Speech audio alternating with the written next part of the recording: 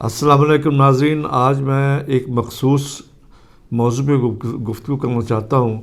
میں اس کو ایسے بھی کہہ سکتا ہوں کہ یہ موضوع بھی مخصوصہ موضوع ہے، کیونکہ بچپن سے ہم اپنی تعلیم کا آغاز کرتے ہیں، والدین ہمیں مسجد میں بھیجتے ہیں، اسکول میں بھیجتے ہیں، پھر ہائر اسکول میں جاتے ہیں، اس کے بعد ہائر ایجوکیشن میں جاتے ہیں، کالج میں، یونیورسٹی میں جاتے ہیں۔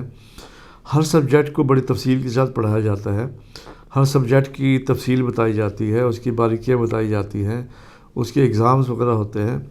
اب جیسے ہم میڈیکل میں بھی میڈیکل میں ڈاکٹر ہوں، تو میرا اپنا تجربہ ہے، تعلیم ہے اس شعبے میں، تو کافی تجربہ ہے۔ تو میں یہ کہنا چاہ رہا تھا کہ ہماری سوسائٹی میں ہم دماغ کے بارے میں جانتے ہیں، ہم کوئی مسئلہ ہو، دل کا مسئلہ ہو، انتڑیوں کا مسئلہ ہو، جوڑوں کا مسئلہ ہو، پیٹ کا درد ہو، اعصاب کا تناؤ ہو، اور کوئی مسئلہ بن جائے، کہیں ایکسیڈنٹس ہو جائیں ٹراماٹولوجی میں، ہم یعنی بغیر سوچے سمجھے بلا جھجک جو ہے وہ ہم ایمرجنسی یا کسی ڈاکٹر کے پاس پہنچ جاتے ہیں۔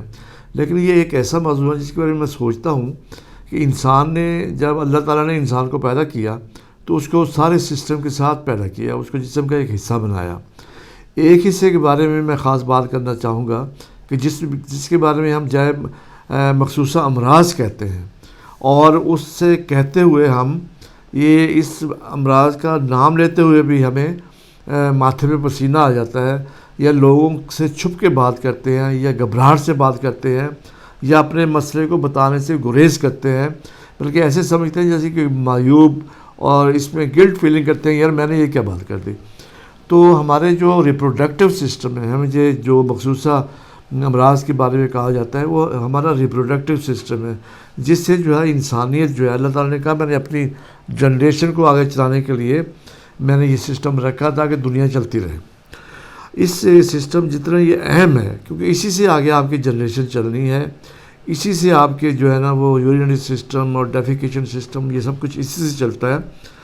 لیکن اس کے بارے میں بات کرتے ہوئے ہم سب سے زیادہ گھبراتے ہیں، اور سب سے زیادہ ہم اس سے پریشان ہوتے ہیں بات کرتے ہوئے۔ میرے پاس مریض آتے ہیں، کسی کو جینوئن پرابلم ہے بھی صحیح، تو پہلے تو وہ آ کے دروازہ میرا خود کھولے گا اور دروازے کے پیچھے آ کے دیکھے گا کوئی کھڑا تو نہیں ہوا، اس کے بعد وہ آہستہ آہستہ دروازہ بند کرے گا، پھر پردے کو صحیح کرے گا، پھر میرے پاس جو کرسی پڑی ہے اس کو کھینچ کے میرے کان کے پاس لائے گا۔ تو ہمیں تو اندازہ ہو جاتا ہے یہ کیا کرنے لگا ہے، اسے کہتے ہیں آرام سے جہاں جگہ ہے وہاں بیٹھے، لیکن وہ کہتے ہیں نہیں جی میں نے آپ کے کان میں بات دھیمی بات کرنی ہے۔ یعنی اتنی ہچکچاہٹ اور شرماہٹ، جوان آدمی اور یہ بات کر رہا ہوتا ہے۔ دیکھیں، جنسی مسائل میں ایک تو ہوتے ہیں آپ کے آرگینک آرڈرز ہوتے ہیں، ڈس آرڈرز ہوتے ہیں، جس میں آپ کے واقعی جسم کی کسی بیماری، اعضاء کی بیماری ہوتی ہے۔ ایک ہوتے ہیں فنکشنل ڈس آرڈرز، جس میں ہمیں بہت سے فنکشنل ڈس آرڈر میں بہت سی چیزیں ایسی آ جاتی ہیں جو کہ ایگزیبیشنز میں آتی ہیں۔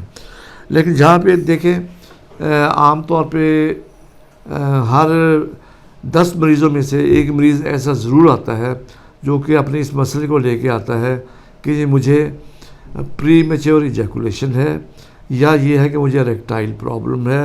اب یہ پرابلم میں نے نوجوانوں میں دیکھنا شروع کر دی ہیں، کیونکہ اس سے نفسیات بہت جڑی ہوئی ہے۔ اس پہ تھوڑا سا بھی تانا بازی، کوئی تھوڑی سی بات ایسی کر دینا جس سے اس کی مردانگی پہ ایسی بات آتی ہو تو وہ نفسیاتی طور پہ مار کھا جاتا ہے، اور وہ یہاں سے اس کا برین جو ہے اس کو کوئی پرمیشن نہیں دے رہا ہوتا، وہ گلٹ فیلنگ کرتا ہے۔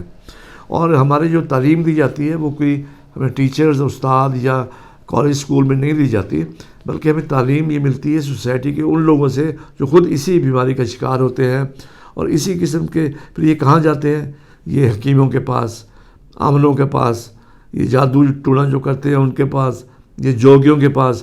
اب وہ کیا دیں گے مجھے یہ بتائیں۔ ہمارے میڈیکل کالج میں، بہاولپور میڈیکل کالج میں، قائد اعظم میڈیکل کالج میں ریسرچ ہوئی، ہمارے یہاں پیتھولوجی کے پروفیسر ہیں، انہوں نے اس پہ ریسرچ کی، بتایا گیا کہ 30 to 40% لیور فیلر اور کڈنی فیلر جو ہے وہ کشتے کی وجہ سے ہو رہے ہیں۔ جو لوگ کشتہ دے رہے ہیں اس میں میجورٹی آف جو ہے لیور فیلر، کڈنی فیلر جو ہے، اور دوسرے آرگن پہ جو افیکٹ پڑتا ہے وہ کشتے سے ہوتا ہے۔ اور کشتہ کیا ہوتا ہے مجھے اس کا اتنا زیادہ علم نہیں ہے، لیکن یہ ہے کہ مجھے حکومت پہ بڑی تعجب ہوتا ہے جب حکومت جو ہے اس سے مجھے پتہ ہے کہ اس کو کسی ایسی میڈیکیشن کی ضرورت ہے جس کے ساتھ کانفیڈنس بحال ہو. اگر شوگر کا مریض ہے، بلڈ پریشر کا مریض ہے، وہ کافی عرصے سے اس کی میڈیسنز لے رہا ہے یا کافی عرصے سے اس مرض میں شکار ہے، تو اس میں ظاہر ہے کہ اس میں پرابلمز ہوگا، ڈیزائر کا پرابلم بھی ہوگا، ریکٹائل پرابلم بھی ہوگا. تو اس کے لیے میڈیکیشنز موجود ہیں. میں نے تو ایسے ایسے گھروں کو دیکھا ہے جہاں یہاں پہ آ کے ان کے گھر ٹوٹ جاتے ہیں. اور شروع میں جیسے شادی ہوتی ہے، جو نوجوان طبقہ ہوتا ہے میل سائڈ پہ، اس کو اس چیز کا علم نہیں ہوتا، یا اس کو یہ سکھایا جاتا ہے کہ یہ عمل نہ ہوا تو سمجھو کہ تمہارا جو ہے نا وہ کام گڑبڑ ہو گیا. اور اسی طرح فیمیل سائڈ کو بھی بتانے والے ایسے ہی وہ لوگ سہیلیاں ہوتی ہیں کہ یہ ہو گیا تو وہ ہو گیا. تو یہ سب متھس ہے، یہ سب متھس ہے. اس کے بارے میں ہمیں یہ سوچنا چاہیے کہ ہم اتنے بڑے سسٹم کو جس سے آگے ہماری نسل چلنی ہے اس کو اتنا خفیہ رازدان کیوں رکھتے ہیں. میں ایک ہیلتھ منسٹر سے بھی ملا، فیمیل ہیلتھ منسٹر سے کافی عرصہ پہلے. میں ان سے باتیں کی جا کے، میں نے کہا یہ دیکھیں کچھ سالٹس ایسے اسٹیمولنٹ سالٹس آتے ہیں جو کہ نفسیاتی مسائل میں بھی، اور جو ڈائبٹیز اور ہائپر ٹینشن یا اور کہ اس قسم کے بھی بیماریوں میں یہ پرابلم ہوتا ہے اور واقعی ہوتا ہے اس میں، تو اس میں ہمیں کچھ سالٹس دینے پڑتے ہیں جس میں سلڈینافل ہے، ٹھیک ہے جی، ورڈینافل ہے، یا دوسری آپ کی ٹیراڈنفل ہے. تو ان چیزوں میں ہمیں یہ کچھ سالٹس ہیں، 5 سالٹس ہیں ٹوٹل، یہ ہمیں دینے پڑتے ہیں. اس دینے میں یہ ہوتا ہے کہ ایک مریض کا کانفیڈنس باہر ہوتا ہے، اس کی جو مین آرگن کی سپلائی ہے وہ بہتر ہوتی ہے جو کہ رکی ہوئی ہوتی ہے اس کے آرٹریز کی وجہ سے، تو وہ بہتر ہوتی ہے. تو یہ میڈیسنس کو حکومت پاکستان نے ریسٹرکٹ کیا ہوا ہے، اس میں پابندی لگائی ہوئی ہے. حالانکہ یورپ میں یا عرب ممالک میں یا جو ہمارے مسلم ممالک بھی ہیں وہاں پہ عام طور پہ وہاں پہ کاؤنٹر سیل ہے. اس کے سائیڈ ایفیکٹس اپنی جگہ میں مانتا ہوں، لیکن سائیڈ ایفیکٹس کی جیسے آپ ڈسپرین کے سائیڈ ایفیکٹس اس کو لکھ دیتے ہیں، آپ اور پین کلرز کی میڈیسنس کچھ اور چیزوں پہ آپ اس کے سائیڈ ایفیکٹس لکھتے ہیں، واضح طور پہ لکھ دیتے ہیں کہ ان حالات میں آپ نہ لیں، آپ کو نقصان ہو سکتا ہے. تو اس پہ لکھ کے واضح طور پہ آپ بتا دیں، لیکن اس کی اویلیبلٹی نہ کروانا جو کہ انتہائی ضروری ہے ہمارے ریپروڈکٹیو سسٹم میں، ہمارے ریجنریٹو سسٹم میں. تو آپ اس کے لیے چلیں یہ دوائیاں آپ نے ریسٹرکٹ کر دی، پابندی لگا دی. کس کے لیے لگائی آپ نے؟ غریب آدمی کے لیے لگائی. اس لیے کہ جو امیر آدمی ہے وہ تو جو ایک گولی 100 روپے کی ملتی ہے یا 85 روپے کی مل رہی ہے یا کیپسول مل رہا ہے، وہ بلیک میں جو امیر آدمی ہے وہ 500-600 کو بھی لے لیتا ہے، اس کو گھر میں 500 کا پہنچا دیتے ہیں. تو اسی طرح یہ تو غریب رولا کون غریب بیچارہ جو پہلے معاشی طور پہ پیسا ہوا ہے، پھر وہ نفسیاتی طور پہ پیس جائے گا اور پھر اس کے گھر خراب ہوگا. تو ہمیں چاہیے، حکومت کو چاہیے کہ عقل کے ناخن لیں اور کم از کم ان چیزوں کو دیکھتے بھالتے ہوئے، یہ ہر انسان، ہر فیملی، ہر گھر کی ضرورت ہے. تو اس کے لیے آپ پابندی نہ لگائیں، ان کو آپ ڈاکٹر کی پرسکرپشن پہ رکھیں. اور یہ جو بلیک قسم کی ایوری تھنگ میں بتا رہا ہوں ملک میں اویلیبل ہے، لیکن کیا ہے غریب کے لیے نہیں ہے کیونکہ اس ریٹ میں ملے گی نہیں. وہ امیر آدمی کو جو ہے نا وہ رات میں گھر میں آپ جتنی مرضی منگوا لیں، جتنی 20 رکھ لیں، 30 رکھ لیں گولیاں، ان کے لیے کوئی مسئلہ ہی نہیں ہے.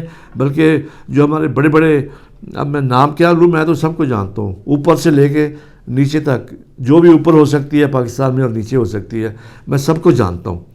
یہ سب آ کے مجھ سے ڈیمانڈ کرتے ہیں جی لکھ کے دیں. میں نے کہا لکھ کے کیسے دے دوں، یہ میں لکھ نہیں سکتا، یہ غیر قانونی ہے. لیکن وہ کہتے ہیں جی آپ نہیں لکھیں گے تو ہمیں تو پھر وہ بلیک میں مل جاتی ہے. لیکن غریب آدمی کو کسی کو کہیں کہ یا آپ یہ لے لیں اگر وہ ملتی ہے، تو وہ کہتا ہے جی یہ تو ہمیں کوئی دیتا نہیں ہے، 50 روپے کی اس کی قیمت ہے، دے رہے ہیں ہمیں 500 روپے کی.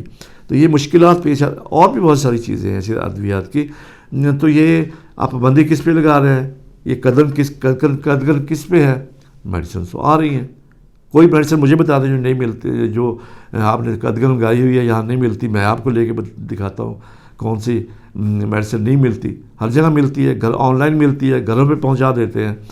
یہ آپ ان مافیاز کو جو ہے نا کہیں پہ بھی نہیں روک سکتے. پاکستان میں کیا کہیں دوسرے ملک میں بھی نہیں روک سکتے مافیاز کو. تو اس لیے میری گزارش ہوگی اس طرح جو ہے ایک چھوٹا سا میں ساتھ ٹاپک لگا دوں. آپ نے دیکھے پروسٹیوشن پہ پابندی لگائی، جس کو ہم ریڈ زونز کہا کرتے تھے، یہ سنتے تھے بولے جاتے تھے، لیکن یہ ہے کہ اس سے یہ ہوا منشیات کی آپ نے ٹھیکوں پہ پابندی لگا دی۔ اب مجھے بتائیے یہ چیزیں اویلیبل نہیں ہیں، یا مجھے یہ بتا دیں کہ اویلیبل نہیں ہیں؟ اویلیبل ہیں۔ غریب کے لیے مسئلہ پھنس گیا، غریب لوگوں کو امپیورٹیز ملتی ہیں، اس میں ملاوٹیں ملتی ہیں، وہ کھا کے اور بہت سے اپنی چیزوں کو ڈیمیج کر دیتا ہے، اور جو پیسے والے لوگ ہیں ان کو خالصتاً مل رہی ہیں، گھروں میں مل رہی ہیں، گھروں پہنچا جاتے ہیں۔ پروسٹیوشن کا عمل جو ہے وہ اس ایک جگہ سے نکل کے کیا ایک محلے میں نہیں پھیل گیا، ایک جگہ میں نہیں پھیل گیا۔ تو یہ جو ہے نا، جو عقل مند لوگ تھے پہلے بزرگ گزرے ہیں، انہوں نے کو بھی اس چیز پہ انہوں نے جگہ مختص کر دی تھی کہ یہ ٹھیکے ہیں اس چیز کے، شراب کے ہیں، افیم کے ہیں، پیون کے ہیں، بھنگ کے ہیں، اور چرس کے ہیں، یا وٹ ایور جو بھی ہوتا تھا۔ میں نے خود دیکھے ہیں بچپن میں یہ ٹھیکے شیکے، وہاں پہ جاتے تھے، لیکن یہ کہ ساری عوام تو نہیں جاتی تھی وہاں پہ، جو بھی لوگ یوز کرتے تھے وہی جاتے تھے۔ اب یہ ہے کہ وہ لوگ جو ہیں یہ کیا کیا انہوں نے، افغانستان سے ساری ہیرون پکڑی ہے، اور انہوں نے وہ انگلینڈ میں NHS کے تھرو، امریکہ میں بھی وہ ہیلتھ سسٹم کے تھرو انہوں نے جو اڈکٹس ہیں ان کو بیچنا شروع کر دی جا کے انہوں نے اسٹورز پہ۔ تو آپ نے جو ہے نا وہ ادھر قابو کی، رکاوٹ کی ہے، تو یہاں سے وہ سارے لے گئے، انہوں نے جا کے اس کے پابندی کوئی نہیں ہے، آپ اسٹور سے اس پہ لے لیں جا کے۔ تو اس لیے میری گزارش خواہش ہوگی، یہ میرے بہت سی چیزیں میرے ذہن میں ہیں، اور بھی بہت سی چیزیں میرے ذہن میں ہیں، کہ آپ ہر چیز کی پابندی نہ لگائیں، اس کا یہ سوچیں کہ اس چیز پہ اگر خطر ہے یا کوئی مسئلہ ہے، مس یوز ہوگی، تو اس پہ آپ قانون آپ اپنا سخت کریں، اس پہ امپلیمنٹ کریں کہ وہ پرچی پہ ملے، اس پہ امپلیمنٹ کریں کہ اس کی واضح ہدایات کے مطابق اس کو دیا جائے۔ اور جو چیز نشہ آور میں آپ کو بتاتا ہوں، میں کراچی سے لے کے اسلام آباد، پشاور تک سب کو جانتا ہوں، جو شراب پیتے ہیں وہ پیتے ہیں، کسی پہ کوئی پابندی نہیں ہے، اتنی ہی پیتے جتنے پیتے تھے۔ کس کو ہے، جو غریب ہے اس کو وہ شراب ملنے کی بجائے وہ بیچارہ وہ جو مٹکے اور وہ جو دیسی اور وہ پی کے مر جاتا ہے، ٹھیک ہے نا۔ تو مطلب غریب ہی مرتا ہے، غریب امیر کو کچھ نہیں ہوتا، اس کو پابندیاں لگا دیں جتنے بھی، اب انٹرنیشنل لگا دیں، نیشنل لگا دیں، کچھ نہیں ہوتا۔ اسی طرح اور یہ جو منشیات کی چیزیں ہیں، اور یہ جو 2 نمبر کام ہے، تو یہ غریبوں کے لیے مشکل بن گئی ہے، امیروں کے لیے تو کوئی مشکل نہیں ہے۔ یہی جو اڈے چھڈے جو سب فضول قسم کی باتیں ہوتی ہیں، کہتے ہوئے مجھے کوئی سوسائٹی، میں بھی اسی سوسائٹی میں رہتا ہوں، اسلامی مذہب سے تعلق رکھتا ہوں، اسلامی کے فیملی سے تعلق رکھتا ہوں، لیکن میں کھل کے بات کر رہا ہوں، کیونکہ ہم چھپتے ہیں، ڈرتے ہیں بات کرتے ہوئے۔ اس میں ڈرنے کی بات کوئی نہیں ہے۔ میں یہ سمجھتا ہوں کہ یہ چیزیں جو ہیں ان کو چھپانے کے آپ ان کو ایکوالٹی پہ اور مخصوص جگہوں پہ اس کو آپ مختص کریں، اس پہ پھر آپ امپلیمنٹ کریں قانون کی، سختی سے قانون کی۔ جب آپ سے قانون پہ عمل ہوتا نہیں ہے، آپ کے جو یہ ایجنسیز ہیں، جو بھی آپ کے مانیٹرنگ کی چیزیں ہوتی ہیں، وہ جب فیلر ہو جاتے ہیں تو وہ پھر یہ کام شروع کر دیتے ہیں کہ جی اس کو ادھر سے نکال دو، اس کو ادھر سے نکال دو، اس کو پھینک دو، اس کو بند کر دو، اس کو پابندی لگا دو۔ ان چیزوں سے دنیا میں کام رکتے نہیں ہیں، یہ میرا تجربہ ہے، اور میں آپ کو صحیح کھل کے بتا رہا ہوں۔